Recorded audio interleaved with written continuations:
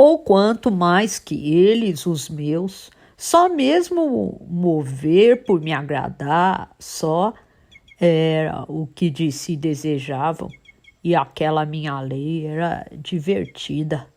Saíram espalhados sendo em caçar em boa larida, mas me trouxeram rebanhar os todos possíveis, do sucruiú uns pouquinhos, alguns com as caras secando os brotes das bexigas, mas marcas, feito mijo na areia, outros um ou outro de semblante liso fresco, esses escapos de não terem tido a doença. Os que fingiam não me temer achavam mais favorável querer ter vindo por próprio conselho, mal abriam boca em risos. Dei que pronto todos provassem gol de alguma cachaça, aquela gente de punha que, tão aturada de todas as pobrezas e desgraças, haviam de vir junto à mansa força. Isso era perversidades? Mais longe de mim, que eu pretendia era retirar aqueles todos distorcidos de suas misérias. Até que fiz. Mas, mire e veja, a quantidade maior eram aqueles catrumanos, os do pubo. Eles em vozes. Ou o senhor não pode refigurar que estude a confusão calada eles paravam. Acho que, de ser chamados e reunidos, eles estavam alertando em si o sair de um pavor. Ao depois, quando dei brado, queriam se alinhar mesmo, solertes, como se por soldados reconhecidos. Seriam eles assim bons no ruim para a guerra? Serviam para meter em formatura? Tanto todo mundo achava graça. Meus jagunços queriam pagode. Os catrumanos iam de ser de refrescos. Iam que nem onças comedeiras. Não entendiam nada, assim atarantados, com temor ouviam minha decisão. Filhos da mãe, eu declarei. Tive de repente fé naqueles desgraçados com suas desvalidas armas de toda a antiguidade e cabaças na bandola e panelas de pólvora escura e fedor de fumaça ceguenta. Adivinhei a valia de maldade deles, soube que eles me respeitavam, entendiam em mim uma visão gloriã. Não queriam ter cobiças? Homens sujos de suas peles e trabalhos.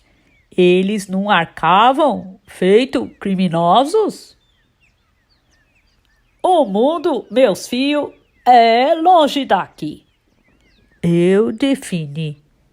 Se queriam também vir? Perguntei. Ao vavá, o que eram dizer de seguido conjunto em que mal se entendia nada. Esses melhor se sabiam se mudos sendo. Dei brado, indaguei Dum, tomou um esforço de beia de coragem para me responder. Aquele era o do chapéu encartuchado, rapaz moço. Respondeu que Sinfrônio se chamava e indicou outro, que era o pai. Aquele outro, o pai, era um homem sem pescoço. Respondeu que se chamava Assunciano e indicou outro. Mais adiante, não deixei.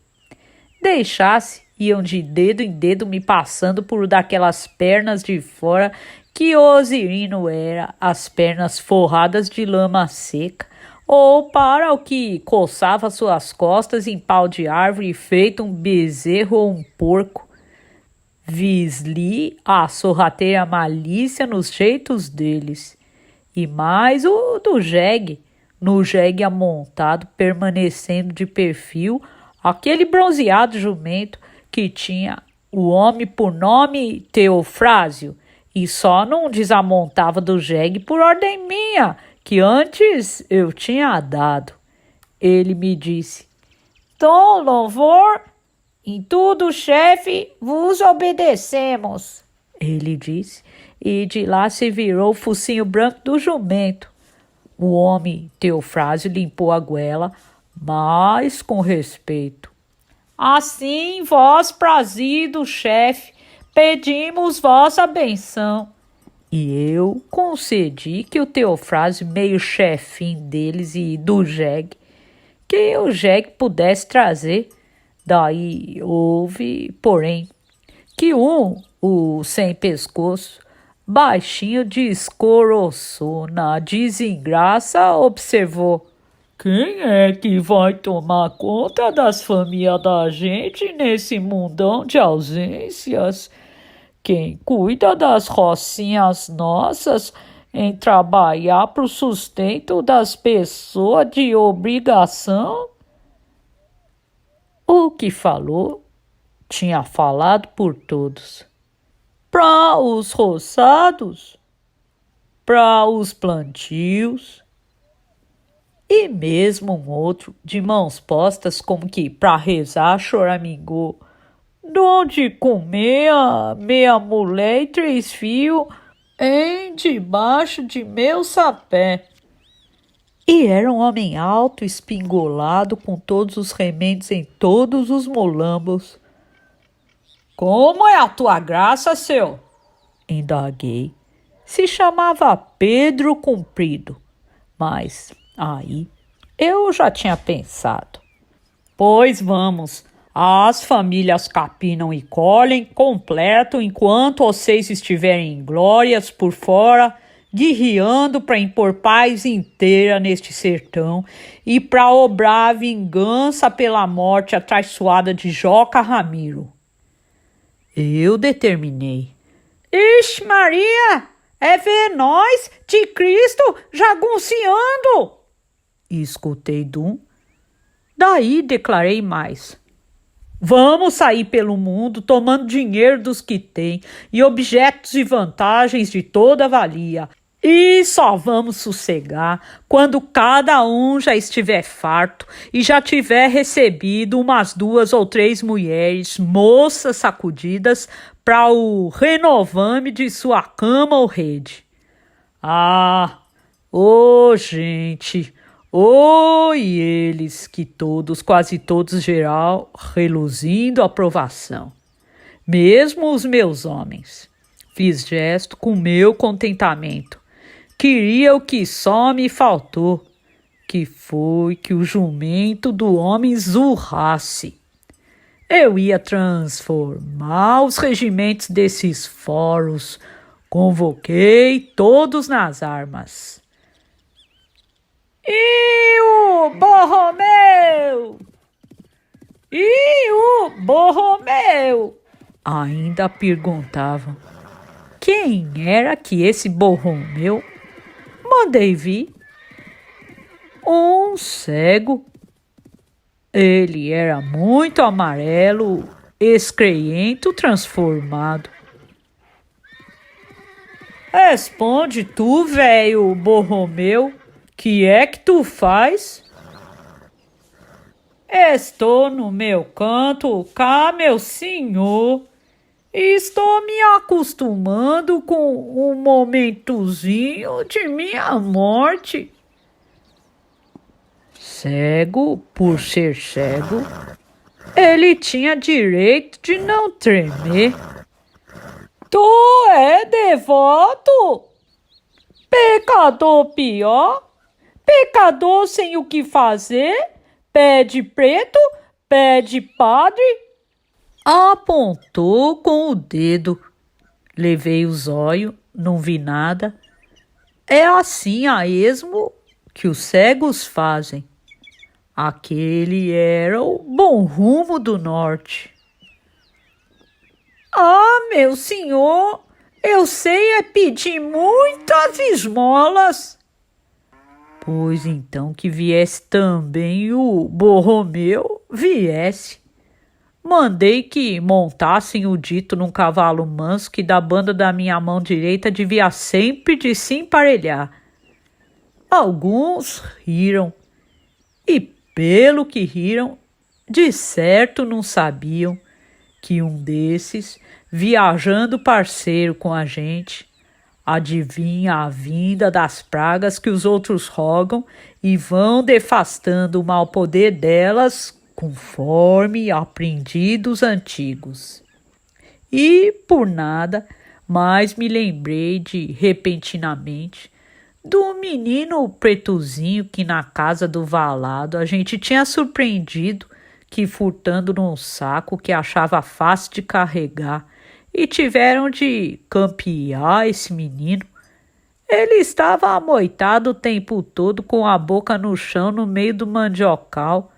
Quando foi pego, xingava, mordia e perneava. Ele se chamava Guirigó, com olhares demais muito espertos. Guirigó, tu vem vestido ou nu? Como que não vinha? Aprontaram um cavalo para ele que devia de se emparelhar com o meu, da banda da minha mão esquerda. Meu povo, todos tocamos. Cavalos que chegassem, bastados tinha não. Mas por diante, animais alheios a gente topasse para se assenhorar a laço e mãos. Os muitos vinham a pé, aqueles catrumanos ainda meio vigiados, ver o seguinte: eu queria esses campos. Pernoitamos com marcha de 10 léguas assim mesmo, terçando um total de projetos com os entusiasmos no topo da cabeça minha. Poder não pude dormir, mesmo com o cansaço em que estava. Na noite não preguei o zóio. Mas conversei surgidamente com os que paravam espalhados de sentinelas e mandei acender foguinhos de assar mandioca e fogueiras de iluminar. A gente encheu os espaços deste mundo adiante. Aonde é que jagunço ia? A van. Tinha a minha vontade de estar em toda parte, mas quadrando que primeiro mais para o norte, para o Chapadão do Urucuia, aonde tanto boi berra, que eu recordava de ver o rio meu, beber em beira dele uma demão d'água. E essas estradas de chão branco que dão mais assunto à luz das estrelas. Eu pensei, eu quis. E o Hermógenes? Os Judas? Inimigo, o senhor deu um passo em que rumo qualquer, lá em sua frente, o senhor encontra o mal. Eu não tinha todo o tempo. Safra em cima, eu em minha lordeza. Mesmo deitado, eu sentia que estava caminhando, galopando. Quando a madrugada bateu as asas, eu já estava abotoando a espora. Outra vez eu digo, tem botim novo flote e chinelo velho redomão. O dia ia ser lindo de leveza, pelas beiradas do céu. Forramos o estômago e saímos, deslizando com a manhã com o merujo do orvalho. O que eu via, alto de mata e além. As coisas todas eu pensava e nada nenhuma mão me sombreasse. Algum medo não palpitava frio por detrás dos meus olhos e, por via disso, eu de todos era o chefe, mesmo em silêncio singular. Conforme assim, chegamos no pé da pedra, fazenda da Barbaranha, em perto de 7 léguas. E o que aí foi, lhe conto. Ao entrementes, eu achei graça em que o Alaripe, o João Guanhá, Marcelino Pampa, João Conclise e mesmo Diadorim e outros mais velhos não carecessem de formar conselho. As lérias! Meu direito era contrariar as regras todas do chefe que antes fora. Para mim, só mesmo que servia era a solta a lei da acostumação. Aí não viessem me dizer que a gente estava só com 3 dias de farinha e carne seca. Tolema, todo boi enquanto vivo pasta. Razão e feijão todo dia dão de renovar. A coragem que não faltasse pra engolir a polpa de buriti e carnes de reis brava. Às léguas, eu indo, eles me seguindo. Tu está vendo o tamanho do mundo, gurigó? Que é que tu acha da maior boniteza?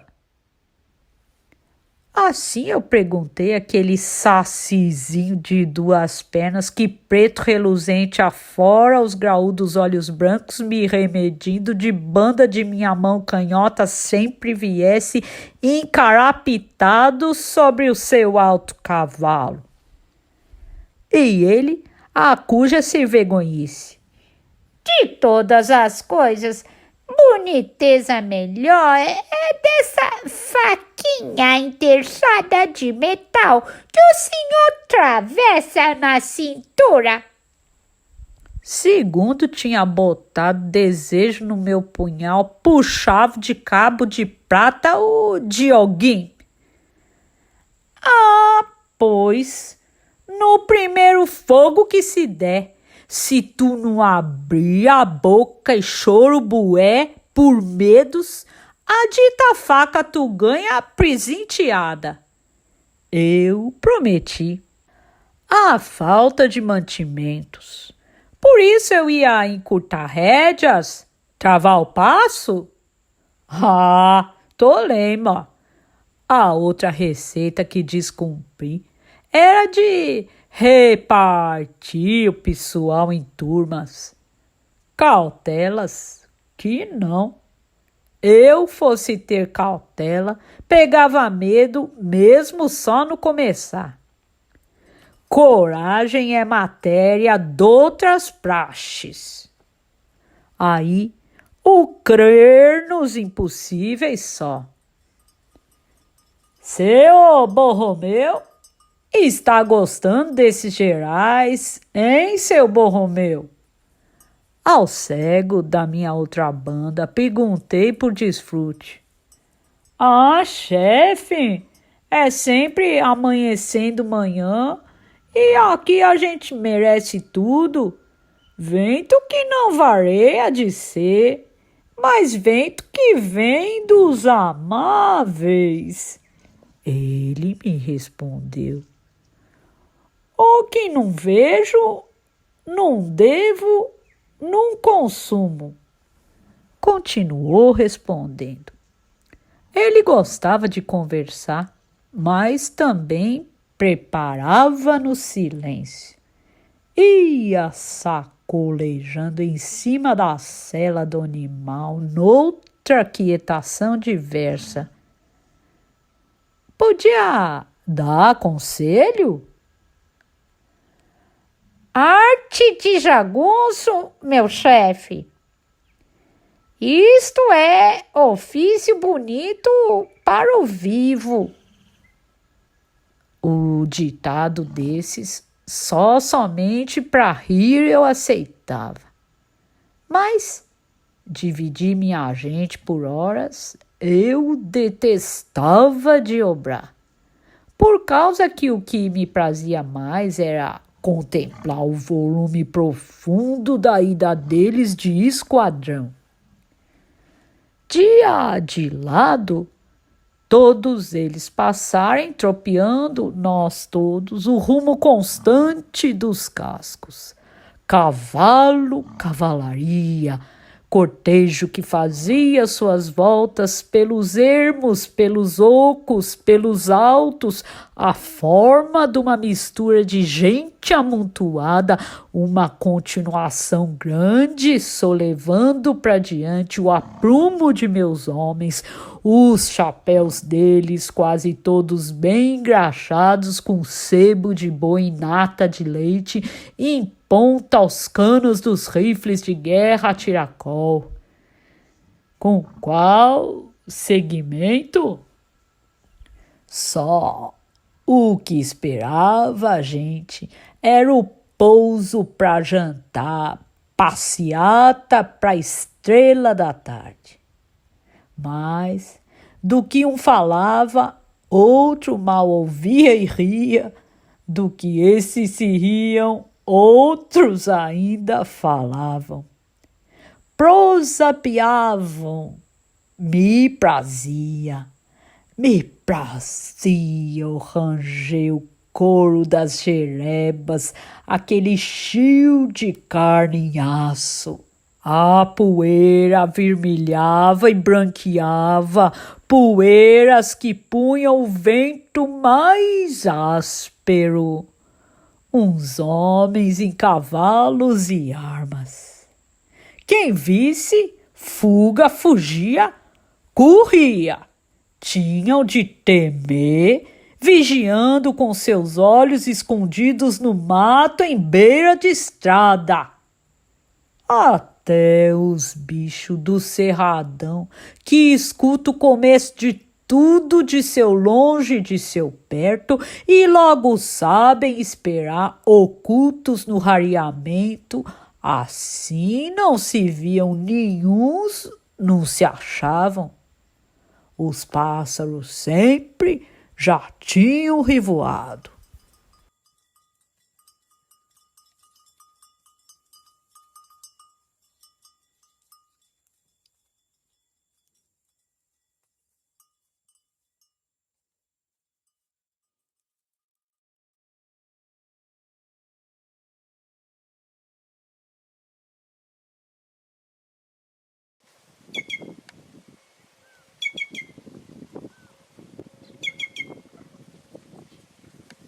Até os bichos do cerradão, que escutam o começo de tudo, de seu longe, de seu perto, e logo sabem esperar ocultos no rareamento, assim não se viam nenhuns, não se achavam. Os pássaros sempre já tinham revoado. Ah, não, eu bem que tinha nascido para jagunço. Aquilo, para mim, que se passou, e ainda hoje é forte como por um futuro meu. Eu estou galhardo. Naquilo eu tinha amanhecido. Comi carne de onça? Esquipando, eu queria que a gente entrasse daquele jeito era em alguma grande e verdadeira cidade. Só às vezes, em repente de receio, eu ainda olhei em vão, com as presenças de Zé Bebelo me cismava. Se o que sei, com um arranco de freio, raciocinado, mas dando de rédea sem descanso, derrubei dos ombros aquele meu costume. Zé Bebelo terminara. Só os meus homens. E escutava, olhava, e eram aqueles que muitas estripulias ainda iam de certo agir e muita má gente matar. Aos 10 digo, afirmo, que me lembro de todos. Esses passam e transpassam na minha recordação, vou destacando a contagem. Nem é por me gabar de retentiva cabedora, nome por nome, mas para limpar o segmento de tudo, o mais que vou narrar ao senhor nesta minha conversa nossa de relato. O senhor me entende? A mesmice dos cabras jagunços, no contemplar a cavaiada, no passo, os animais dando dos quartos, comuns assim, que não fazem penachos, que não tiram arredondamentos da magreza. Os filhos nascidos de distritos de lugares diversos, mas agora debaixo da minha estima completa, dever de coração enérgico. Até os capiaus e os catrumanos copiavam o comportamento, uns amontados, outros restantes apressados mesmo a pé, iam pegando o exato. Até o catrumano Teofrásio, em seu jegue, que como prestável jumento cumpria bem seu ir, desde que tinha companhia de outros animais. E o Guirigó e o Borromeu, eu me ando os dois ao alcance de qualquer minha mão. Sempre, mesmo como sempre. Mas um era Diadorim, montado a baiana, gineta com estribos curtos e rédea muito ponderada, brindando bem em seu argel travado as upas, cavalo bulideiro, cavalo de olhos pretos, conforme como a noite. Diadorim, que era um menino, que era o Reinaldo. E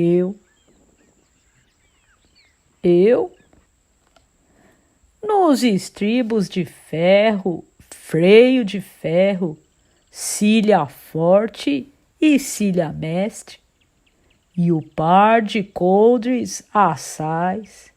Então cantaram: Olerê, baiana, eu ia e não vou mais. Eu faço que vou lá dentro, ô baiana, e volto do meio para trás. Ao demais eu ouvi soturno sorridente. Ora vez que, desse jeito, fomos entorteando entre as duas chapadas, encalço da estrada do rio, e se chegou na fazenda Cercã, que era por lá, a barba arranhadita, em um lugar redondo e simples no pé da pedra.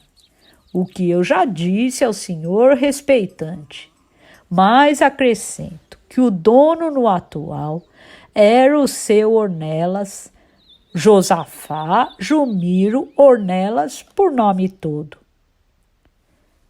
Deu uns 3 dias, foi o São João, então amanhã é o São Pedro, alguém disse de voz. Soubessem que esse seu Ornelas era homem bom, descendente e poceiro de Sesmaria. Antes tinha valido com muitos passados, por causa de política, e ainda valesse, compadre que era do coronel Rotílio Manduca em sua fazenda Baluarte.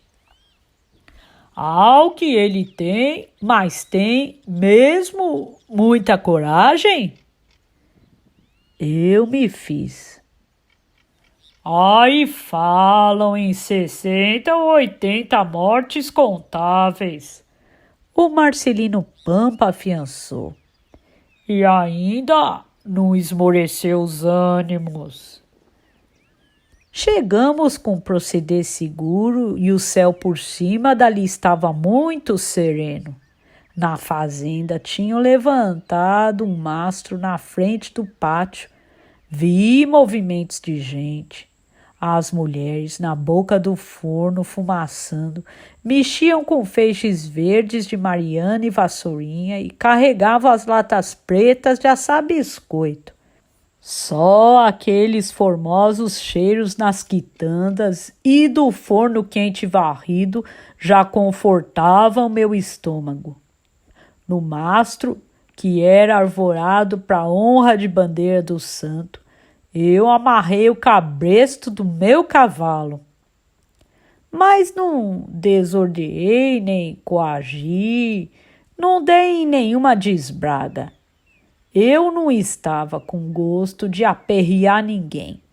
E o fazendeiro, senhor Dali, de dentro saiu, veio saudar, convidar para hospedagem, me deu grandes recebimentos. Apreciei a soberania dele, os cabelos brancos, os modos calmos. Bom homem, abalável. Para ele, por nobreza, tirei meu chapéu e conversei com pausas. Amigo em paz? Meu chefe, entre, avalie. A casa velha é sua, vossa. Ele pronunciou. Eu disse que sim, mas para evitar algum acanhamento e desajeito, mais tarde também falei. Dou todo respeito, meu senhor, mas a gente vamos carecer de uns cavalos. Assim, logo eu disse, e antes de vir a amolecer as situações e estorvar o expediente negócio a boa conversação cordial. O homem não treteou, sem se franzir nem sorrir, me respondeu. O senhor, meu chefe, requer e merece o com gosto eu cedo. Acho que tenho pra coisa de uns 5 ou 7 em estado regular. E eu entrei com ele na casa da fazenda, para ela pedindo em voz alta a proteção de Jesus. Onde tive os usuais agrados, com regalias de comida em mesa, sendo que galinha e carnes de porco, farofas, bons quituticiamos sentados, lá na sala.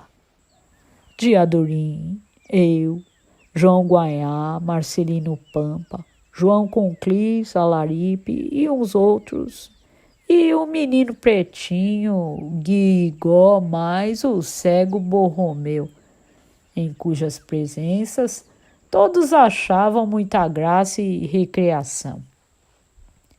A dona fazendeira era mulher já em idade fora de galas, mas tinham 3 ou 4 filhas e outras parentas, casadas ou moças, bem orvalhosas.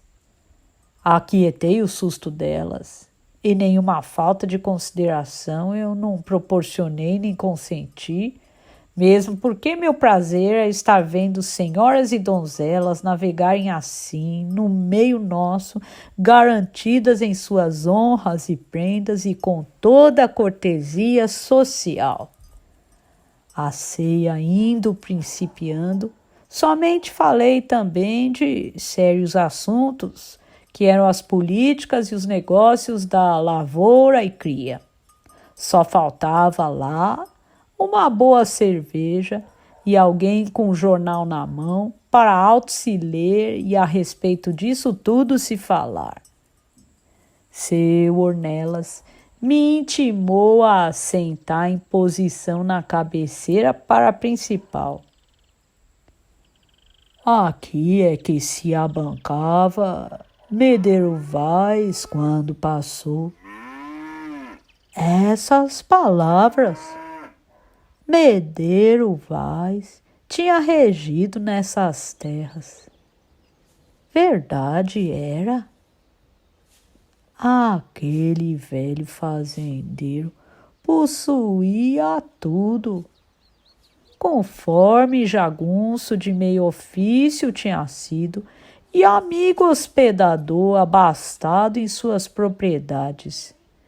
De ser de linhagem de família, ele conseguia as ponderadas maneiras cidadão, que se representava que isso, ainda que eu pelejasse constante, tarde seria para bem aprender. Na verdade, aquela hora eu, pelo que disse, assumi incertezas. Espécie de medo? Como que o medo, então, era um sentido sorrateiro fino que outros e outros caminhos logo tomava. Aos poucos, essas coisas tiravam minha vontade de comer farto. O sertão é bom, tudo aqui é perdido, tudo aqui é achado. Ele, seu Ornelas, dizia: o sertão é confusão em grande, demasiado sossego. Essa conversa até que me agradou, mas eu dei de ombros para encorpar minha vantagem. Às vezes eu fazia de conta que não estava ouvindo. Ou então rompi a fala de outras diversas coisas e joguei os ossinhos de galinha para os cachorros que ali nas margens esperavam perto da mesa com toda atenção. Cada cachorro sungava a cabeça, que sacudia, chega estalavam as orelhas e aparava certeiro seu osso bem abocava. E todos, com a maior devoção por mim e simpatias, iam passando os ossos para eu presentear aos cachorros. Assim eu mesmo ria, assim riam todos consentidos. O menino Guirigó comeu demais, cochilava afundado em seu lugar, despertava com as risadas. Aquele menino já tinha pedido que um dia se mandasse costurar para ele uma roupa e prover um chapéu de couro para o tamanho de sua cabeça, que até não era pequena, e umas cartucheiras apropositadas. Tu é irresistível, Guirigó.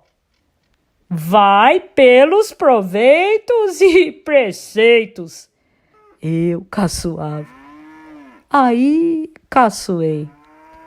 Duvidar é só dar um saco vastoso na mão dele e janela para pular para dentro e para fora, capaz de supilar os recheios e pertences todos de uma casa grande de fazenda, feito esta, salvo que seja. E eu bem que já estava tomando afeição àquele diabrim, pois com o Guirigó as senhoras e moças conversavam e brejeiravam como que só com ele por criança elas perdessem o acanhamento de falar. Mas o seu Ornelas permanecia sisudo, faço que ele afetava de propósito, não reparar no menino. Pelo tudo, era como se ele reprovasse minha decisão de trazer para a mesa semelhantes companhias. O menino e o cego Borromeu, aqueles olhos perguntados. As colheitas, seu Ornelas supracitava. Homem sistemático, cestronho, o moderativo de ser, o apertado ensino em doutrinar os cachorros, ele obrava tudo por um estilo velhoso de outras mais arredadas terras, sei, se sei, e quase não comia, só, vez ou outra, jogava na boca um punhado seco de farinha. Oxalá, o Senhor vai, o Senhor venha. O sertão carece, isto é, um homem forte, ambulante, se carece dele. O senhor retorne, consoante que quiser, a esta casa Deus o traga. Solei um vexame por não saber a resposta concernente nos casos como esse. Resposta que eu achava que devia de ser uma só e a justa, como em teatral, em circo, em pantomima bem levada. O que é igual, quase um calar. A puridade eu sentia assim, feito se estivesse pego numa ignorância, mas que não era de falta de estudo ou inteligência, mas uma minha falta de certos estados, o que são bobeias. Limpei goela, mudei de cara. Amigo meu Medeiro Vaz, a outra ocasião, travou combates no Conta-Boi daqui a 2 léguas contra os de um Ptolomeu Guilherme, defunto amigo Medeiro Vaz, que a alma dele Deus haja. Adiante, comandava em frente para o exemplo. Enterramos os melhores mortos. O homem descrevia. Eu sei. Eu disse, mesmo nada tencionando dizer. A ver, e que é que achava de mim aquele surdo velho? Ah, ele expunha os cabelos brancos, mas faltava em barba que confiasse. Senhor saiba, ao que Medeiro Vaz mesmo foi que entre todos me escolheu nos olhos da morte, me determinou para capitanear e dar governo.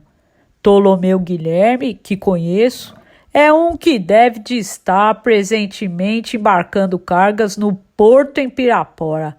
Mas sou, de mim, o Urutu Branco Riobaldo, que tatarana já fui.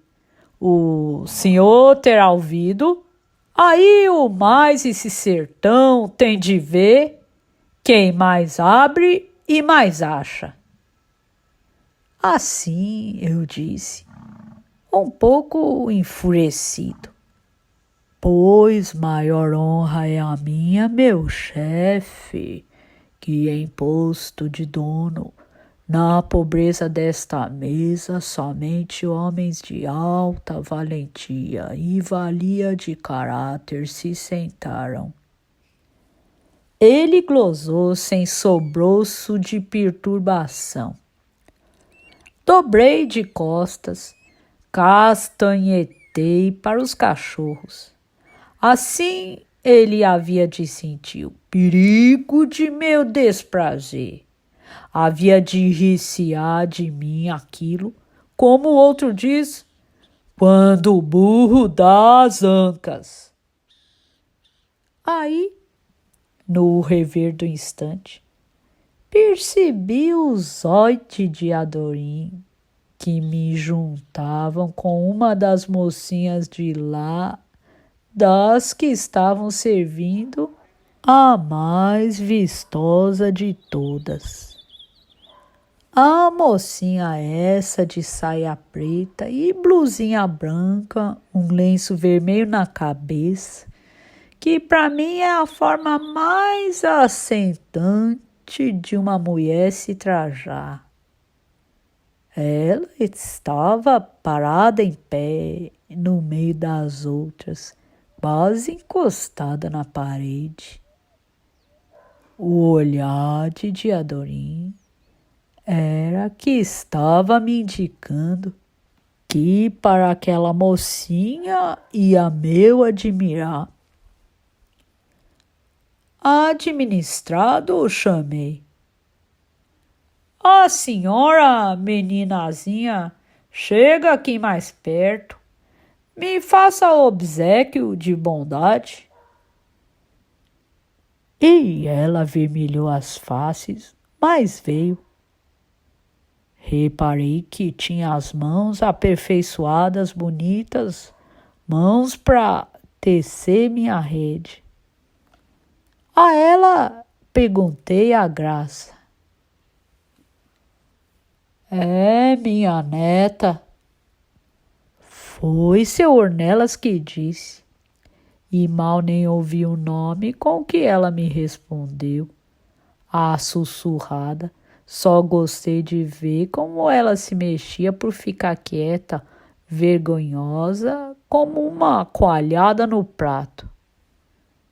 Mas, nos tons do velho Ornelas, eu tinha divulgado um extravago de susto recuante, o leve medo de temor. Isso foi o que me satisfez. Aquele homem visconde e portoso em tudo, pelo mulheriozinho de sua casa, ele não encobria o comprado e sua família dele. A avaliar o Diadorim por igual como mostrava outros olhos. O arregalo de ciúmes.